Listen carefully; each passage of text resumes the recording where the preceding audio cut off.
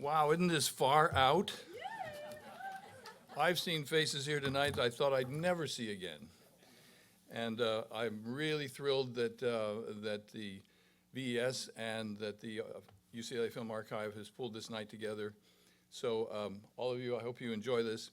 I'm going to jump into my part of this, and I'm going to kind of backtrack about my history, because each of us that are going to speak tonight, we all brought something to it. We all had something that Bob recognized that was, a part of what became the Associates, and we all kind of contributed in our own ways. So I'm going to kind of give you a little bit of history about my background, and I'll blast through this as quickly as I can. Basically, I was the son of an Air Force officer. That's my mom and dad. We lived around the world in Japan, Alaska. I eventually graduated from high school in Dayton, Ohio. Played high school sports, college sports. My dad was a fighter pilot, pretty tough guy. But my mother was an artist, a phenomenal artist, and it was through her that I learned about the arts. Yes, I did play the accordion, Lady of Spain. And that's my sister and I doing Adagio. We would perform at the Officers Club quite frequently. But growing up, I was always interested in art, and I loved making airplanes and models, and I got really involved in the soapbox derby when I was a kid, and I raced twice. And the first car up there, my father helped me build, and the second one, the gold one there, I built myself by hand when I was 12 years old. So I also ended up going to a federal academy. That's me there on the left. And then something changed. I resigned from the academy because I was supposed to be in the arts, and I knew it. I actually read The Fountainhead, and that's what actually convinced me to get the hell out of there. And I ended up going to the University of Utah, getting a BFA in painting and drawing. And I met a lovely lady there, Lynn Matthews. That's her on the back of the motorcycle on our wedding day. And something really happened. That isn't the same cadet right there. That's a psychedelic cowboy right there. And that is our wedding poster in the middle right there. That was in all the head shops in Salt Lake City, Utah. And it was made of fluorescent colors, and it was a dressing in hip gear. Our wedding dance was under strobe lights with a band called Holden Caulfield. And we didn't have a registry. I got joints and little packages of hashish and all kinds of six-packs of beer and so forth. Anyway, but I eventually joined up with another guy named Ken Van Lyman. That's him there on the far left and me on the right. And we started a graphics company and a light show called Rainbow Jam. And Rainbow Jam, that's us with our band right there. That's Kenvin and I. That's Kenvin, that's me right there. And this is the band Wood, who toured with us. And this is our Rainbow Jam stationery, which I will tell you an interesting story about in a moment. So Rainbow Jam started in Salt Lake City, Utah. We did shows all around the Mountain West, but we did a show for the Grateful Dead, and our light show was not like other light shows. It was not liquids and film loops. It was, well, first of all, we did graphics. These are some of the posters and graphics that I did, and we did a lot of them, Ken and I both. So we had this graphic background, and all this stuff was all hand, drawn with rapidograph and so forth. This drawing here took about 80 hours. But Rainbow Jam was 24 slide projectors and 3 motion picture projectors, and we built these control panels, and we projected lithography with light, in essence. We were literally painting by number with light. And the way we did that, this is a drawing that I did with a rapidograph. Again, this was way before Photoshop. This was like 1967. So I drew that, and then we made Hi-Con slides from that, Hi-Con being totally opaque, black and clear.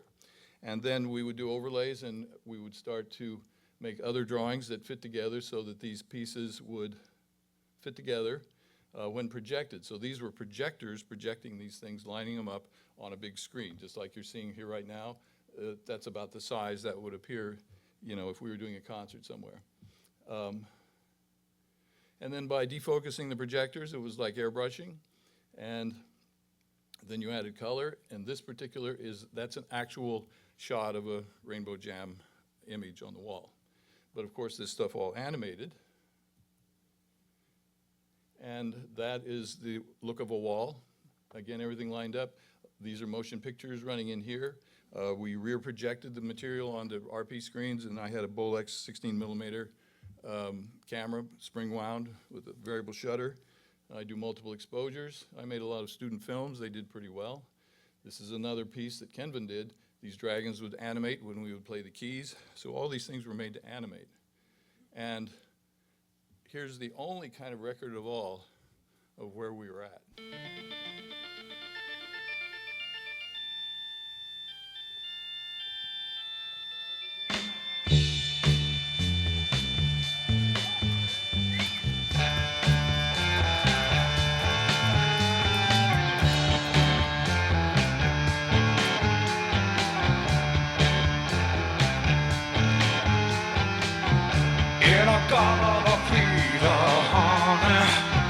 Don't you know that I'm loving you? In a Garden Vita, baby. Don't you know that I'll always be true?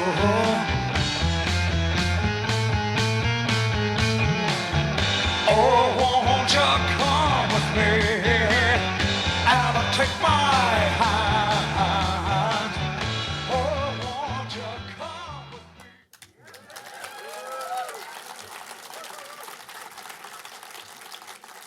As we used to say, far fucking out. So that's what I brought to Bob Abel Studios, this light show background and this kind of lithographic projection. My good partner, Kenvin Lyman, passed away last year. I just wanted to give him some props here because he was an amazing guy, and we had a band together, and so he was deeply missed by me and a lot of other people.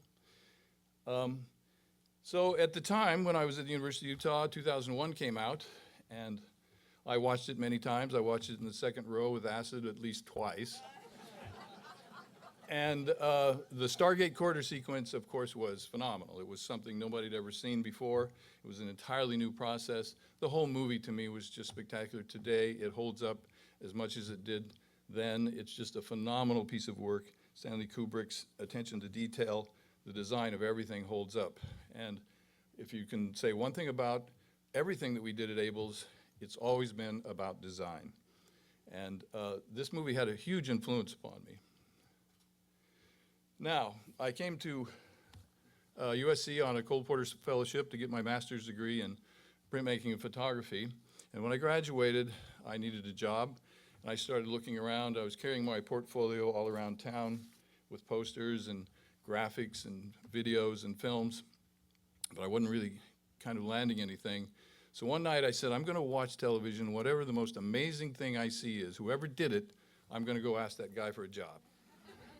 And it was a slit scan piece, above and below, for the ABC movies, a piece that Con Pedersen had created at Abel Studios. And I asked around, somebody said, well, I think it's this guy Abel over on Highland.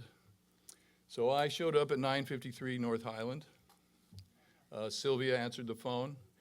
And when I walked in, first of all, at the Abel Studios at that time, there was Bob Abel, Con Pedersen, Dick Alexander, Dave Stewart, the cameraman, and Sylvia Alexander, the receptionist.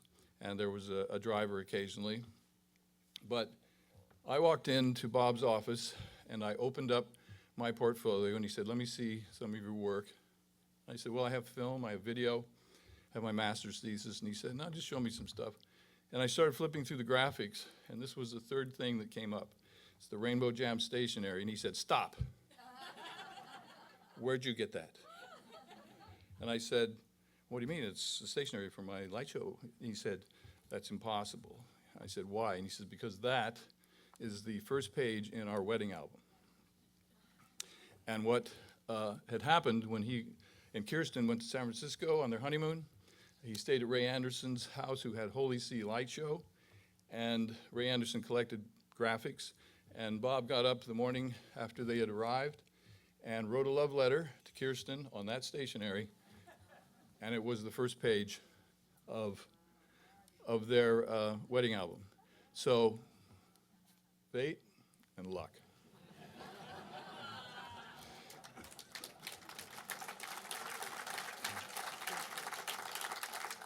But you don't have luck if you don't have something to show, you know, having a little work that we've done. So there he is, the man, Bob Abel. And what has already been said about him, and we all know what an amazing person he was.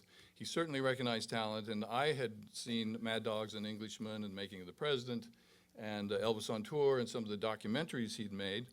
And I thought Mad Dogs and Englishmen was a pretty amazing piece of work.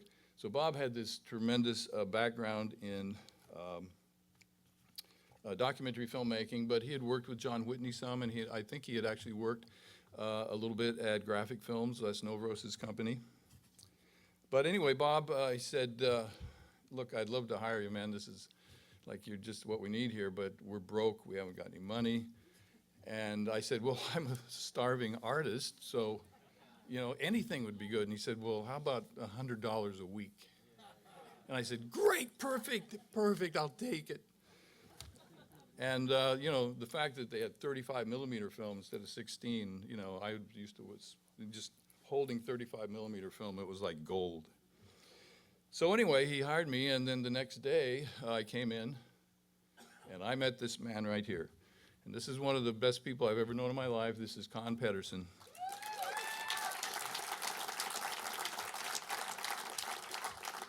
And Con Pedersen I learned more from than anybody in filmmaking. First of all, I knew, you know, Wally Beavers and Con Pedersen and Doug Trumbull's names. I had hallucinated on them many times.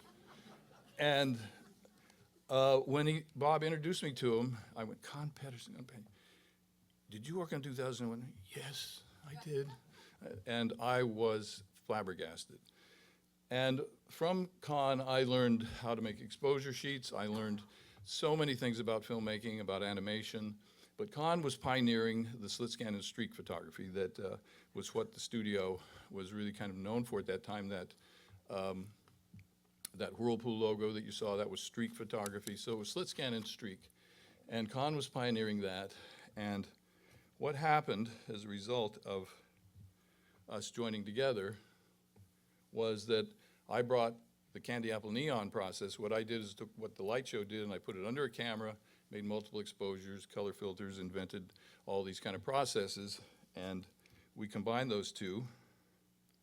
And we got working along there doing like the ABC graphics and that ABC Saturday Night Movie piece that you saw.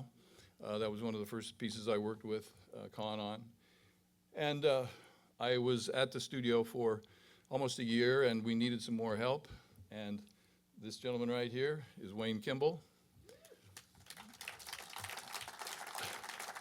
And when I came down to Los Angeles, when Rainbow Jam did an Experiments in Art and Technology show, I met Wayne, and he was working at John Urie Studios on a project, and he was an art director, had great talent and great taste. And so when I finally moved here, Wayne became a good friend of mine, and his best buddy at that time was a guy named Richard Edlin. So this is when Kenvin came down to visit, and I showed him how we did the backlit stuff, and he went back to Utah and created a business around that. But that was one day in the lobby at Abel's. So Wayne and I were now kind of the two art directors, and from that came this.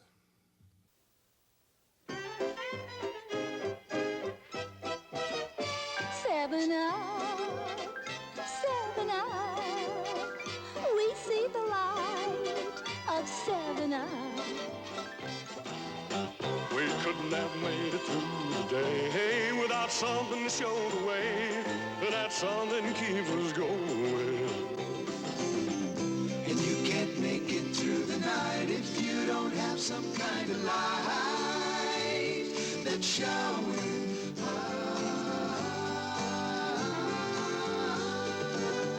7 up, 7 up. We see the light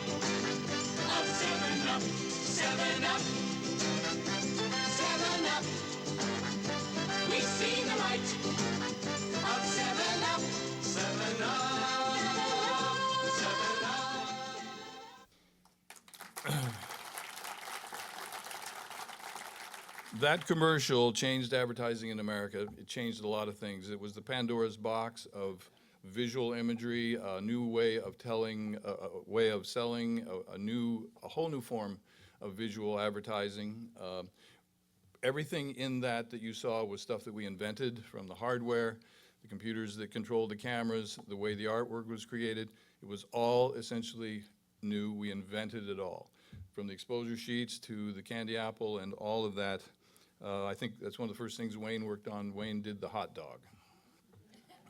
I thought that was perfect for Wayne. So anyway, we really set a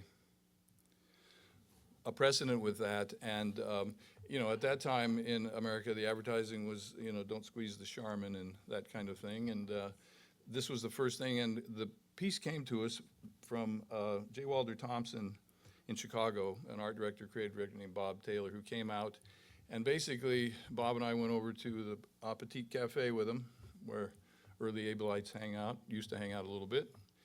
And we did some drawings on a napkin, and he basically said, I want a light show, it's see the light. We did some little doodles, and I eventually did a board, and we really just kind of made it up. And it was one of the first times where somebody just said, you guys come up with something cool. Instead of storyboards from an agency that are like dogmatic, this is what we want you to do. And that started a trend at the Abel Studios that continued for years, and that was people coming to us and saying, just do something that's mind-blowing, do something that's really new and different. So that Bubbles commercial really started the trend. And that's some street photography right there. And this is Candy Apple Neon, which again, very similar to the way the light show was done, only it's all under the camera with different diffusion filters and opal glass and a bunch of tricks. And for, you know, there's probably about 40 exposures there to make that frame. And then we could animate the light, you know, so things glowed and had that kind of light show quality. And when you combine streak and candy apple, there's just all kinds of combinations. And one of the people that was responsible for us getting a lot of this work was this lovely gentleman, Harry Marks.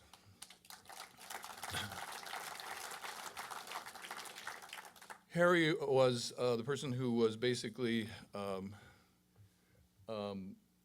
responsible for bringing us all the ABC work, and for years. And Harry went on. He unfortunately couldn't be here this evening, but Harry was one of the people that started the TED Talks, and but he had his own design firm for years. I think many of you may have worked for him, but he's a wonderful gentleman, and he would just bring us one piece of work after another. We did the ABC graphics for years, the days of the week, and this particular piece right here, I remember when I finished that, it was one of the first pieces that I ever did that was on national television. I was driving home to Echo Park where I lived, and I was going down the street and I saw the color change in about 10 houses. And the light came out of the living rooms, and I drove by one and I saw that right there on the screen, and I pulled over and I cried like a baby because I just realized how amazing it was that we were creating these images and that millions of people in America were seeing this stuff, and we were literally, you know, affecting the aesthetic of millions of people. And from that point on, I just felt this incredible responsibility, even more, to do the very best I could at everything that I did there. So thank you, Harry Marks.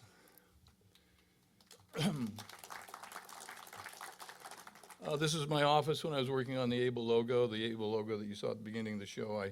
I did that and several of these things, but it was all basically done by hand. That's me wedging, doing wedges on the Oxberry, down shooter with backlight. And then this was the calendar image that we did in 1975 that Wayne Kimball and I did.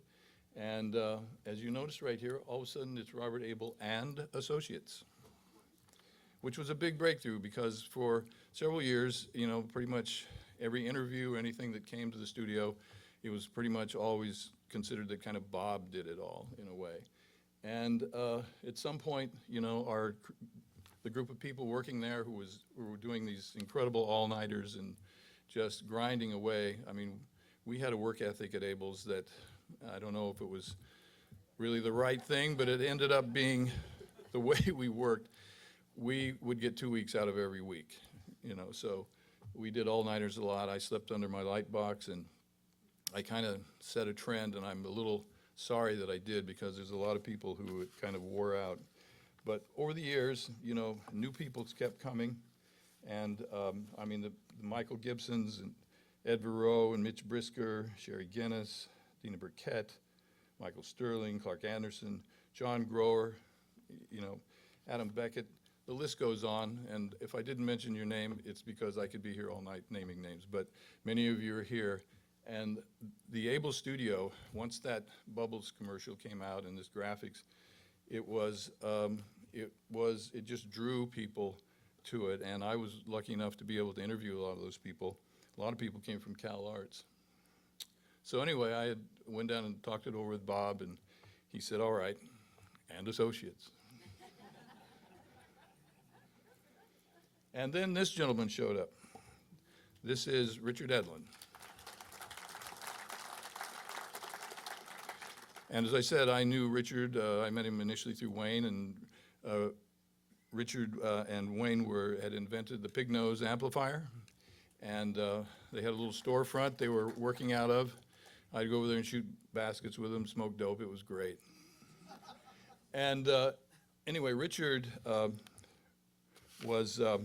had been a cameraman in the Navy and had worked at Westheimer and had done opticals and so forth, and had moved back to town and was working on this project with Wayne. And I was at Abel's, and a project came up that we needed a real cinematographer, because the only photographer we had on set was Dave Stewart, who was an animation cameraman. And we needed to shoot time-lapse clouds, we needed to shoot a kite and some other things for a bicentennial special.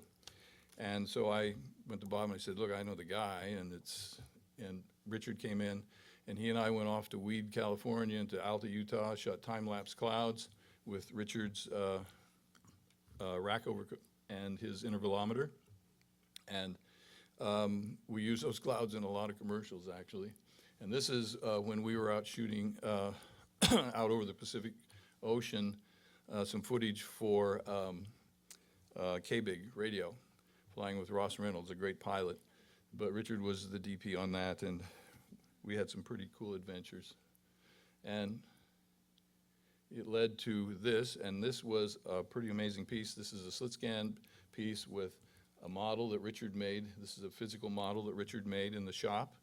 And this slit scan, circle slit scan thing that Con and I worked on, this was a pretty amazing piece of work. I'm just going to show it to you and let it speak for itself.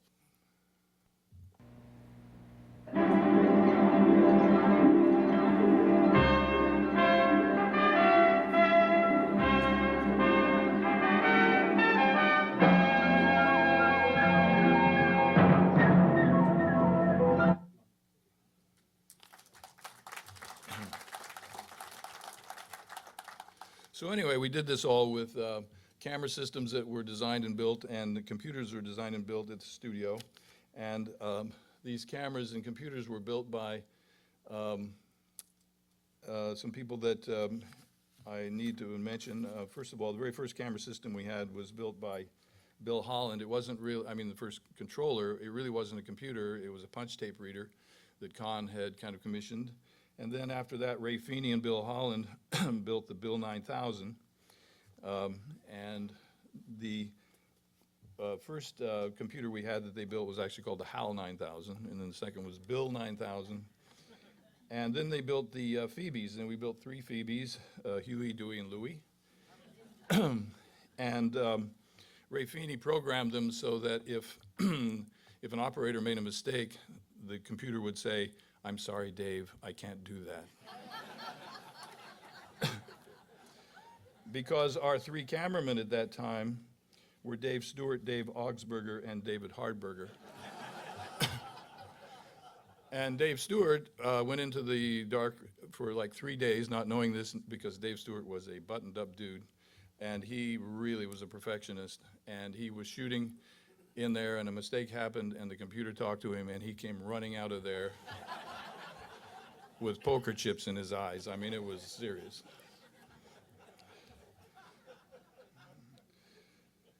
So here are some of the people that put this together. There's Ray Feeney, and this gentleman right here is Mr. John Hughes.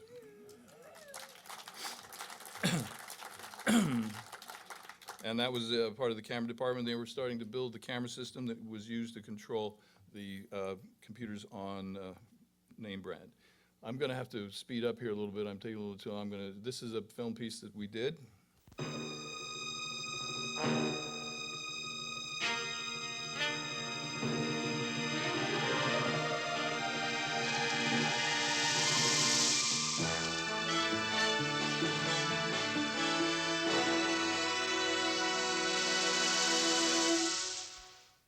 David Hardberger and I did that.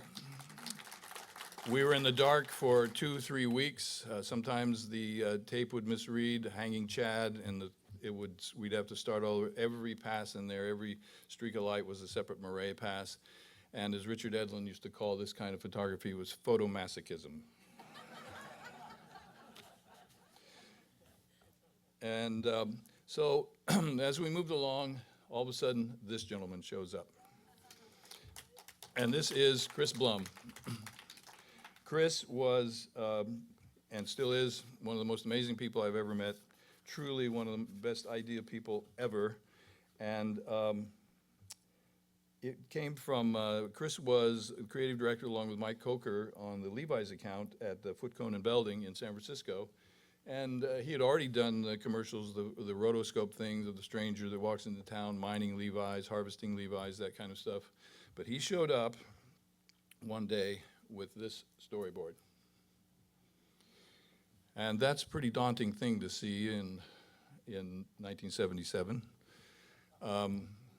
Because we had to figure out a way to do this. And again, like so many things, it was a phenomenal challenge. And so I was asked to kind of work this out. And it was a very interesting process. And I'm going to play it for you right now, and then I'll take you through a little bit of how it was done. Come on, old trademark. Time for your walk. Where will you take me? Sure wish you could talk. I know what you'd tell me. How your family began with the same Levi's blue jeans worn by this man. Hey, here comes more Levi's, red, yellow, and blue. Freewheeling kiddos are wearing them too. And what a surprise. Look who's been window shopping for clothes. Yeah, a gal in her Levi's instinctively knows of your special appeal. Enough of this kissing, little registered mark. Time that we meet some guys by the park. Dressed in your newest edition. Sums it up right there. Levi's sportswear. Hey, trademark. This looks like the place where tomorrows begin. Your family's future. Sure looks like it should. That's right, little trademark. Levi's don't have to be blue, just have to be good.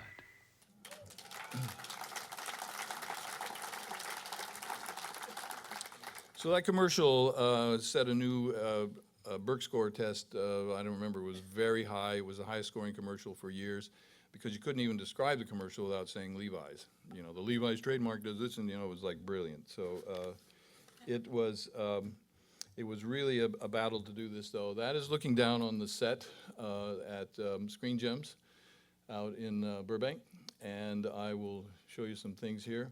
Basically, I designed a forced perspective set.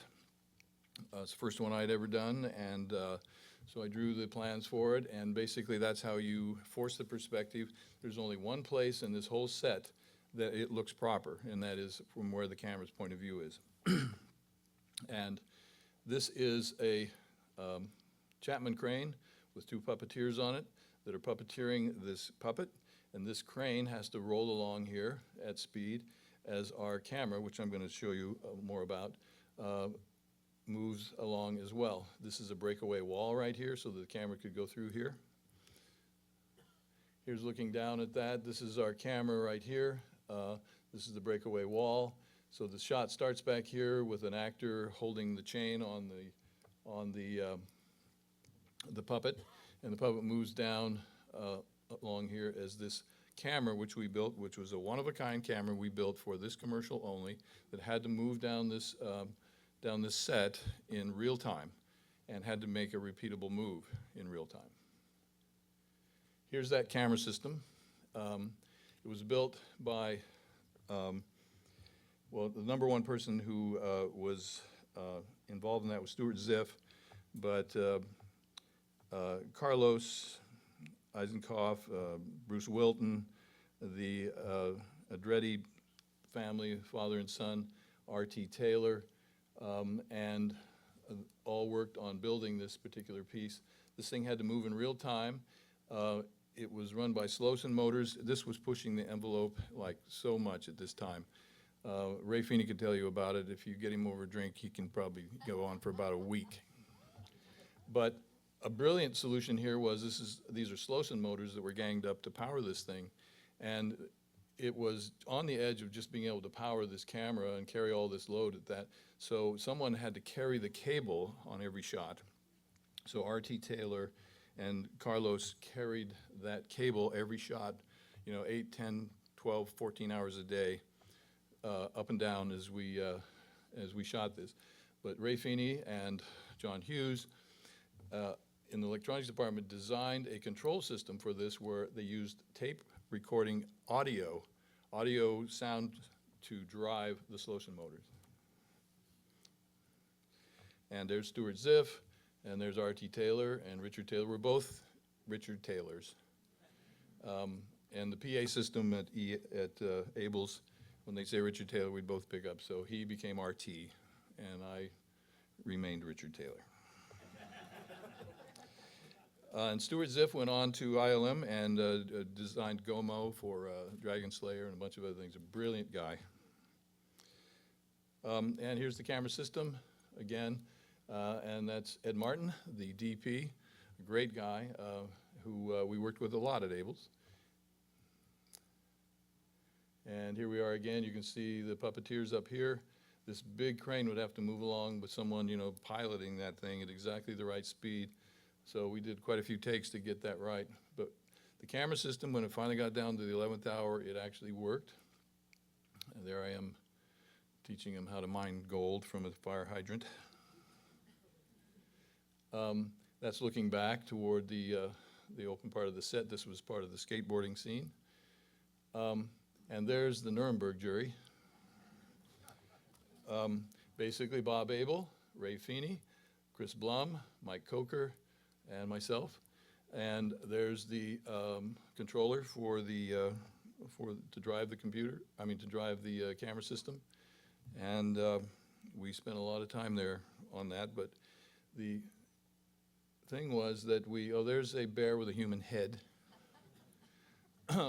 And so we had some, pretty talented kids that worked on this thing. They're standing right at the very back of the set where it starts to go uphill to create the forced perspective. And here I am tickling a midget. Well, that was one of my favorite things to do in the days. But that's Jerry Marin. He was actually in The Wizard of Oz. And what we did for the white, anonymous people in the crowd, we had made wetsuits for each individual that had specific hands, and then we had these big flanged feet, and then we made face masks for them. That's Paul Krause, another great person who worked at Abel's on many projects. I had actually had a plan to, after they were in these suits, to flock them, but it ended up being too messy, and we had to shoot them on black. But anyway, so we cast people of all different sizes and different body types to create that anonymous crowd, and gave them props from baby buggies to bonnets and briefcases. And we took everything off that set, left everything there. We took everything off the set and then covered it all in black velvet. And then we shot that same camera move for each shot with these people against black. And then it was composited at Abel's. There was not an optical done in this. It was all composited with our RP and a lot of hand-drawn mats and things. It was really tedious compositing this piece. Don Baker and I spent a lot of photomasochistic hours together working on that. In 1978, 79, Paramount approached us to work on Star Trek the feature. We started a division of Abel called Astra Image, and I went off to work on that. The commercial division kept going, and this is Robert Wise, Gene Roddenberry, and myself. And so part of my responsibility was designing the new models for the film. So I redesigned the Enterprise and the Vulcan shuttle and a bunch of them. Here's the Enterprise. This was built by Magicam Model Shop. It's 12 feet long. It's a pretty amazing model. It could be armatured from 6 sides. Has a lot of internal lighting, so it could be shot in motion control, as Richard and the guys did on Star Wars. So we can make multiple passes for every light and get the depth of field and motion blur and all that. This is the Vulcan shuttle, which was one of my favorites. Kind of a catamaran with an electric razor on top. And here's some of the people who worked on it. There's Khan. And that's Andy Probert, who worked with me on the design of the models. He was a real Star Trek aficionado. He knew everything about it, so he worked with me on the design of the models. We also designed a lot of things that, well, first of all, we worked on the movie for 6 months, 8 months, something like that. And I'm not going to get into it, but basically, eventually, Doug Trumbull came on and took over the picture. And all the models that we did were finished, and there were several sequences in the film, the wormhole sequence and others that we actually finished at Abel's. But the movie went on and was eventually finished by Apogee and Trumbull's company, a multiple of people. This was the V'ger that I had designed, and we had some pretty amazing illustrators that came on. I'm just going to show you quickly some of the production illustrations of the Enterprise going through the interior of V'ger. And here was the site that I had designed for the V'ger, or the Voyager, that had been captured, that the whole spaceship was built around. And that was the Maw opening up. And I had a good friend from Utah, came down, Tony Smith, phenomenal artist, who did some of these illustrations. And here's the Enterprise flying over the surface of V'ger. And we had some pretty neat tricks worked out to make the surface of V'ger do some real neat things, but we never got to see that come to fruition. But it was very interesting. I learned more in working on this film about how not to make a movie than I ever expected. It was by committee. It was a knee-jerk reaction to the success of Star Wars, and really, it was you can't make films by committee. You know, you need a director and you know, a group of people that have a very clear vision. So, anyway, that was the first picture, and you know, there were some pretty neat shots in the film, and after that, I left the Abel Studios and went to work with Terry Malick for a year on a project, and then eventually ended up at Information International, III, and did the effects for Looker and then Tron. And luckily, doing Tron, I was able to come back and bring work back to the Abel Studios, which Kenny Merman will talk about in a few moments. So that's about it. One of the things I want to say is that at Abel's, we always have a sense of humor.